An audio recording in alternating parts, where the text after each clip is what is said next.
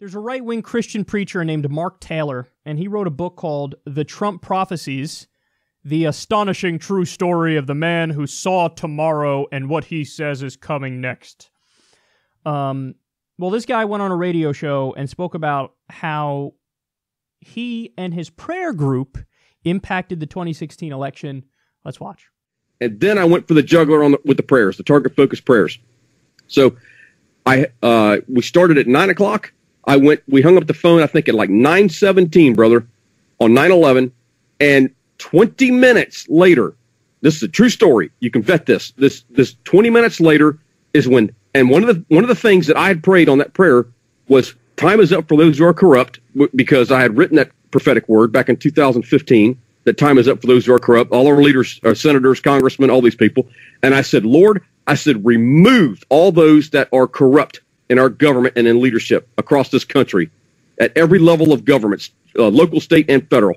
And that was one of the things that I asked. With 10,000 people on the phone in agreement, I hung up the phone at 9:17. 20 minutes later, Hillary Clinton collapsed for the entire world to see. Now, that was prophetic. Wow. On a couple of different accounts. One, that shows you the power and authority we have with 10,000 people in agreement, in one heart, one mind, and one accord, in unity. Now, we're not always going to agree on everything. That's fine. We can lovingly agree to disagree, but we still come together for one common goal, and that is to move the kingdom of God forward, which we were doing that day. But the second thing was prophetic for. When she fell, that was a prophetic sign that the Clinton machine and all those attached to it was going to collapse. What a thing to say. I prayed to God. Me and my buddies were praying to God, and then our prayers were answered in the form of an old lady collapsing. Now, look, I despise Hillary Clinton, but I don't want her to collapse. I don't wish her any physical harm.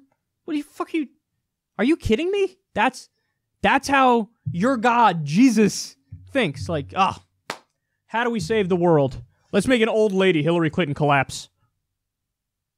Jesus is in favor of bodily harm against fucking old ladies? That's what this is? Oh, come on. Who says that? Who prays for that? Now, what's hilarious is his detailed explanation, because he says, well, we were praying to remove the corrupt people in government. Looks like you failed, bitch. The government is massively corrupt. Of course it's corrupt. Well, you thought Trump came in and all of a sudden, like, the corruption's gone?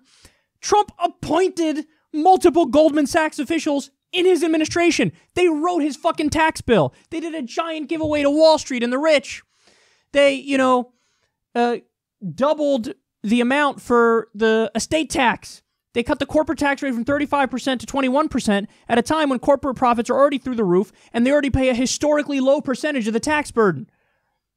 What the fuck are you talking about? They raised taxes on people making $75,000 a year or less over 10 years.